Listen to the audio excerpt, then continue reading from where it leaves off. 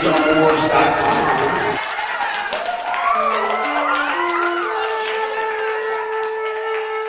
Hey, YouTube.com. I'm Jason Ward from MakingStarWars.net, and today I'm going to be sharing the spoilers that I collected over the last year for Star Wars Obi-Wan Kenobi and attempting to put them into some kind of order. The order will not be 100% accurate when the show comes out. This is a best guess based off of things that I know that were filmed, and every now and then I have to fill in some connective little bumps in the road for things that we just couldn't figure out yet.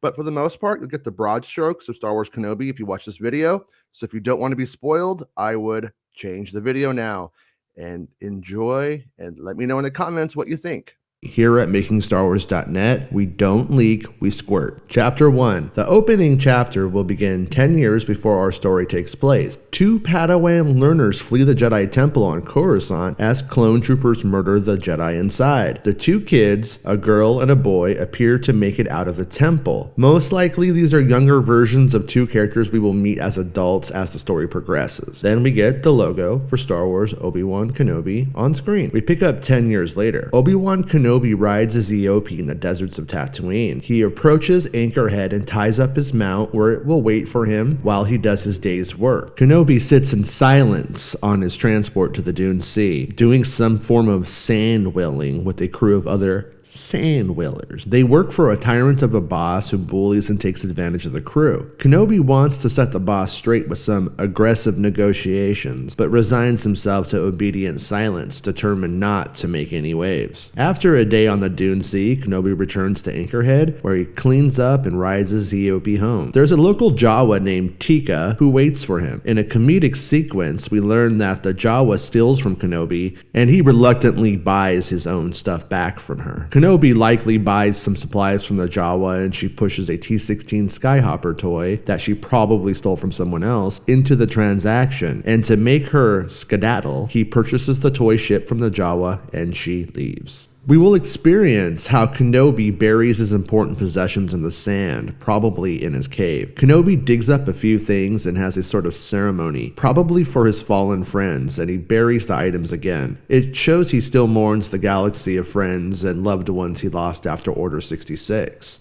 Kenobi readies for bed after a solid day of work. He reaches out with the Force for his old master. He calls out to Qui-Gon Jinn, but Qui-Gon does not answer him, so Kenobi sits in silence and then goes to bed. This is probably a ritual of failure he conducts daily. The next morning, Kenobi watches over the Lars homestead from the front of his cave, which looks down upon the land of Luke Skywalker's home. When there is no one around, Kenobi takes the T-16 Skyhopper toy he bought from Tika the Jawa to the property and leaves it there for the 10-year-old Luke Skywalker to find. However, Blowen finds it and puts it away before heading into town. Meanwhile, on Alderaan, Princess Leia lives in a lavish castle with her adoptive parents Bail Organa and her mother Bria. Leia plays with her Polly pocket droid named Lola. They have a conversation about how while she is adopted, they could not love her anymore if she was their biological child. She is their daughter, and she is loved. Bria, Leia's mother, takes Leia's droid and places it into her pocket. When she's not looking, Leia takes the droid back from her mother. Bail and Bria converse that they fear for Leia. We get the sense that while things are right inside the castle, everything is not right outside of the castle.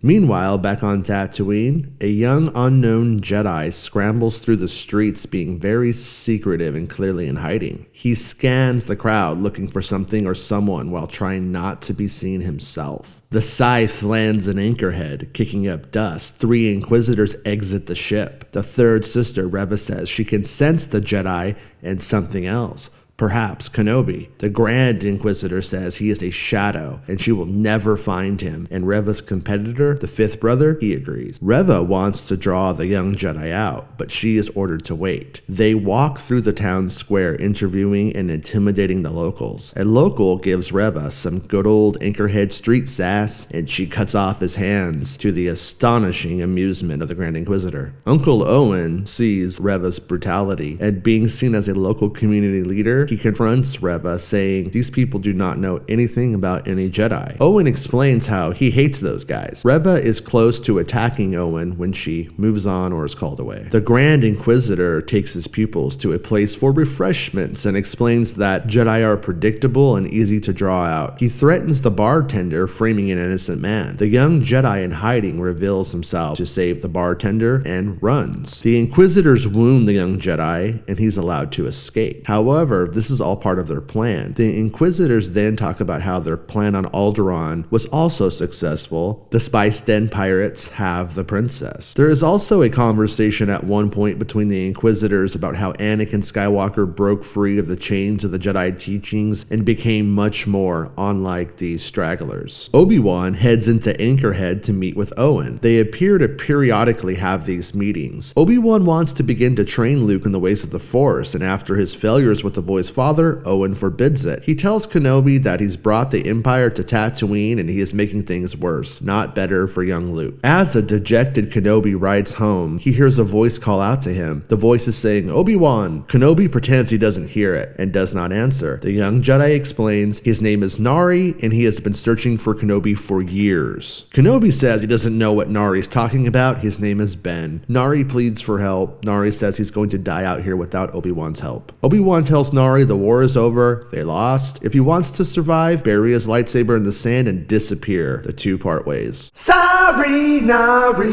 Kenobi returns home to find Bail Organa at the Kenobi cave. Bail explains Leia has been taken. Kenobi, knowing their secret and the importance of the girl, Kenobi has to save her from the pirates, and there appears to be more at play than meets the eye. Kenobi agrees to head to Daiyu and save Princess Leia. With the young Jedi likely bringing more heat to Tatooine, Kenobi leaving for a bit is probably a good idea for Luke's protection anyways. Kenobi digs up his lightsaber and heads into Anchorhead. As he heads for the public transport, he sees the dead body of Nari strung up in the town square. Sorry, Nari. The poor guy didn't make it. A rattled Kenobi leaves Tatooine for the first time in 10 years. The Inquisitors still know a powerful Force user is on Tatooine, as the feeling is still there after Nari's death. They know the transport to Daiyu is off to rescue Leia, and they will finally have the dirt on the Organa family to execute them. Bogus.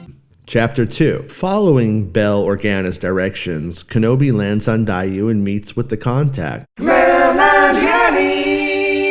who is the seedy guy on Daiyu that points the disguised Kenobi towards the Spice Den where Princess Leia is being held captive. Kenobi fights his way inside and takes down the gang members who run the Spice Den one by one, and sometimes a few at a time. At one point, he throws spice in the faces of some of the gang, getting them intoxicated, and they pass out high on their own supply. During the chase, Reva momentarily snatches Leia's droid Lola. She loads a tracking device onto the droid and releases the little mechanical critter. Eventually, as the chase continues, Obi-Wan clashes with Reva, and her suspicions are verified that it is Kenobi on the case. Realizing she is outclassed, but with the tracking device on the droid, she lets them flee. By the end of the episode, Kenobi has defeated the Spice Den kidnappers and evaded the Imperials for now. 10-year-old Princess Leia looks at her rescuer, bloody and battered, and she is not impressed with her knight's lack of shining armor. They scramble back to the contact to get off-world. Introduces them to Roken and Ned B. They agree to fly them home to Alderaan, but they have stops to make first. We then see a Bacta tank. We see a closed eye open, the eye of Anakin Skywalker, Darth Vader. There's been a disturbance in the Force, and he has felt it. Chapter 3. The story begins with Darth Vader being reassembled by droids. The process looks agonizing, and we see what has become of the once great Anakin Skywalker after his duel with Obi-Wan Kenobi. Vader meets with the Inquisitors, most likely at the fortress on Nur, and they watch as Kenobi is tracked. There seems to be a desire to get him immediately, but the intel being gathered is also precious. Kenobi learns that Roken is a member of the Partisans, Saw Gerrera's group of rebels. The Partisans save Imperial dissidents and help relocate them into hiding. Kenobi is pleased to see that Saw Gerrera and Bail Organa are leading a new generation of freedom fighters to defy the Empire. Eventually, Reva is able to use Lola, possibly by the device she loaded into her, or just through the threat of harm, to lure Leia away just far enough to kidnap her again. The episode ends looking very bad for Kenobi and Leia.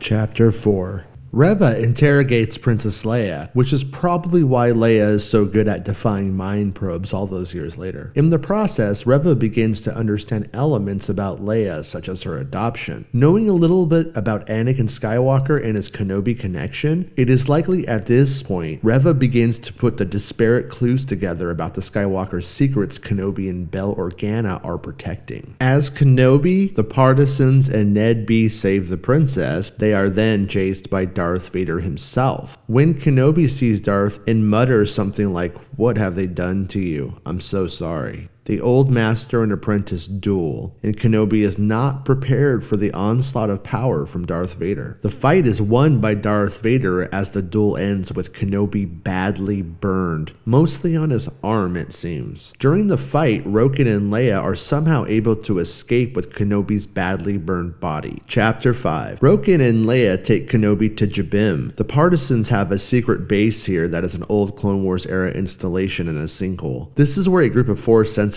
are under the Partisans' protection. This colony could be the future of the Jedi. Leia and Roken lay Kenobi's broken body down, and the Force sensitives heal Kenobi with the Force. Kenobi awakens to find himself amongst young Force sensitives, and it is a pleasant surprise. Kenobi sees Partisans with clone trooper blasters and weaponry. This is a base he has been to before. He was here with Anakin during the Clone Wars. Obi-Wan has more to fight for than ever. He has seen Princess Leia and the Partisans defy the Empire, and now he knows Order 66 wasn't necessarily the end of the Jedi. However, they learn the Empire has tracked them to Jabim, and they are going to have to fight their way off the world to get Leia back to Alderaan. Kenobi then begins to meditate and to think about how he can defeat Darth Vader. He flashes back to the Jedi Temple when Anakin is about 19 or 20 years old, or Attack of the Clones era Anakin. In this meditative vision of the past, Kenobi and Anakin spar with their lightsabers as friends. Anakin is a smartass pointing out Kenobi's flaws, and Kenobi replies with instructional quips, which the arrogant Anakin playfully ignores. This memory is the key to defeating Darth Vader. Is it the high ground? It's probably the high ground.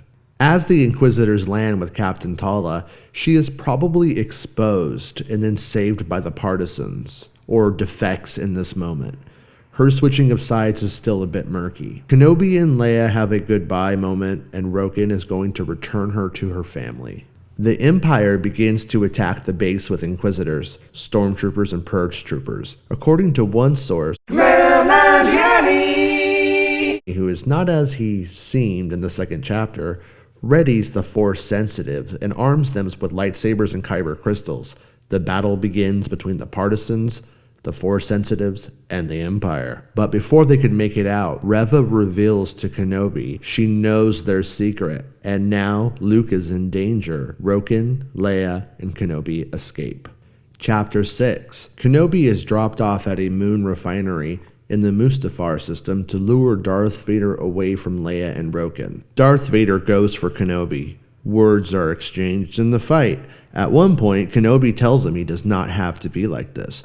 Padme saw the light in him still. This intensifies the emotions of the fight. And at one point, Obi-Wan Kenobi actually cracks Darth Vader's mask, and you could see Anakin's exposed face through the hole in the helmet. However, just as all seems lost, Kenobi is firmly in touch with the Force now. As Darth Vader and Kenobi clash, the disembodied voice of Qui-Gon Jinn guides him and coaches him in the most desperate part of the fight. I am under the impression Kenobi has to buy enough time for Leia to reach safety, but not give enough time for Reva to find Luke Skywalker. How the fight is resolved is still unknown, but Kenobi wins with the guidance of Qui-Gon Jinn. Kenobi escapes and races home to Tatooine to find he is too late. Reva has already made it to the Lars homestead. Owen and Beru are subdued. Reva has her crimson blade ignited as a scared Luke Skywalker looks on in horror. She then flashes back to to her childhood and remembers being taken to the Jedi Temple and then to the fortress on Nur, and she can't kill the boy or take him. Kenobi lets her go, and she leaves the farm for home. Kenobi allows her to leave, figuring she could have done the worst, and she didn't. Meanwhile, on Alderaan,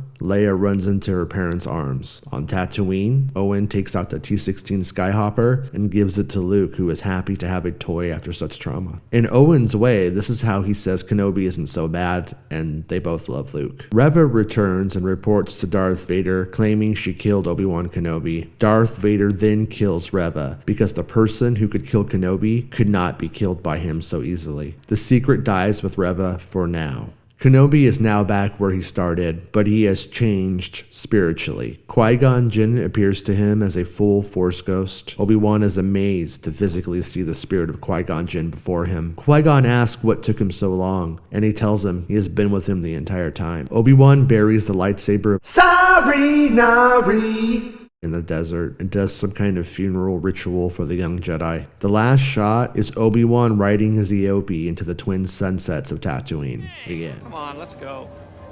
It's the end of the show. Come on, let's go. Hey! It's the end of the show. Come on, let's go. Hey! It's the end of the show.